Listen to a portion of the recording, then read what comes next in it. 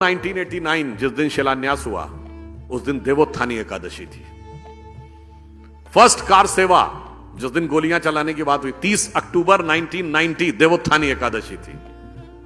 और 9 नवंबर 2019 जिस दिन कोर्ट का जजमेंट आया 8 और 9 नवंबर को देवोत्थानी एकादशी थी। अब मानिए तो संयोग और मानिए तो दैव योग। देवता उठे थे तो देवता भारत को दैवी स्थान तक ले जाने के लिए उठे थे। ये देव स्थानों का महत्व होता है जो लोगों को नहीं समझ में आता है कि जब वहां पे श्री राम लला विराजमान प्रकट हुए तो उनकी सबसे पहले पूजा किसने की थी? महंत दिग्विजयनाथ जी ने। 1986 राम जन्मभूमि न्यास के पहले अध्यक्ष कौन बने? महंत दिग्विजयनाथ जी के शिष्य महंत अवैधनाथ जी। और जब 2019 में शिलान्यास हुआ तो मुख्यमंत्री कौन थे? महंत अवैधनाथ जी के शिष्य योगी आदित्यनाथ जी। तो मैं इसलिए कह रहा हूं कि जो हमसे पूछते थे कि मंदिर वहीं बनाएंगे और तारीख नहीं बताएंगे, वो तारीख नहीं थी, भारत के काल चक्र में विकास की गति का संकेत था।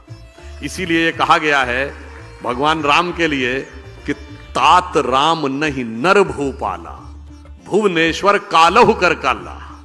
भगवान राम व्यक्ति नहीं है, वो संपूर्ण विश्व के स्वामी है।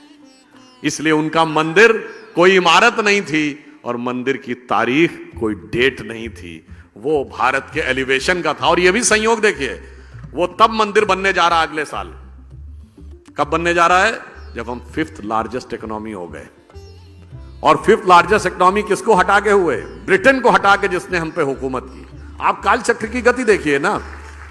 और मजे की बात यह कि हिस्ट्री में जो बताया जाता है कि हमको अंग्रेजों ने यह कहा कि हिंदुस्तानियों पे इसलिए राज करना जरूरी कि इन्हें राज करना नहीं आता है। आज उनके यहां इतनी उठापटक हुई सरकार में कि एक इंडियन उनको बता रहा है कि राज कैसे किया जाता है। और अब हम कह दूं, जब राम मंदिर का शिलान्यास हुआ तो आप में से शायद बहुतों को ध्यान हो कि पहली ईंट किससे रखवाई गई थी?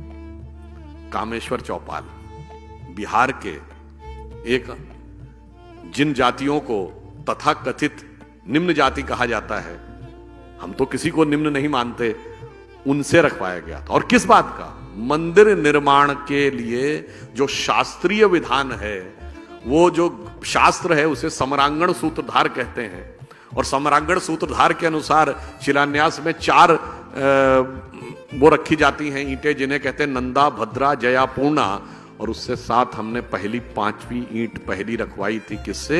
जिसे आज आप कहते हैं सो कॉल्ड लोअर कास्ट। तो दैट मीन्स कि वो पूरा किस ढंग से संयोग था। और यह भी एक संयोग मानिए कि भगवान राम के जमाने में क्या हुआ था? भगवान राम का सीधे राज्याभिषेक हो गया था क्या? नहीं, पहले वनवास हुआ था, फिर माता शबरी का सम्मान हुआ, फिर निषाद राज का राज्याभिषेक, फिर सुग्रीव का राज्याभिषेक, फिर राम का राज्याभिषेक। और आज संयोग देखिए कि जब राम मंदिर बन के तैयार हो रहा है, उससे पहले हमारे राष्ट्रपति श्री रामनाथ कोविंद थे और अब राष्ट्रपति श्रीमती द्रौपदी मुर्मू हैं, जो शेड्यूल्ड ट्राइब से भारत की पहली महिला है। तो मतलब आप समझ लीजिए, जो राम के काल में हुआ वही राम मंदिर के काल में हो रहा। तो अब सबको समझ जाना चाहिए कि मंदिरों का महत्व और मंदिरों की गति और राष्ट्र के साथ उनका तदात्म्य का संबंध, कभी कभी मंदिर को लेकर भय बहुत बनाया जाता है। जब राम मंदिर बन रहा था तो लोगों ने कहा अगर राम मंदिर जिस दिन बनने लगेगा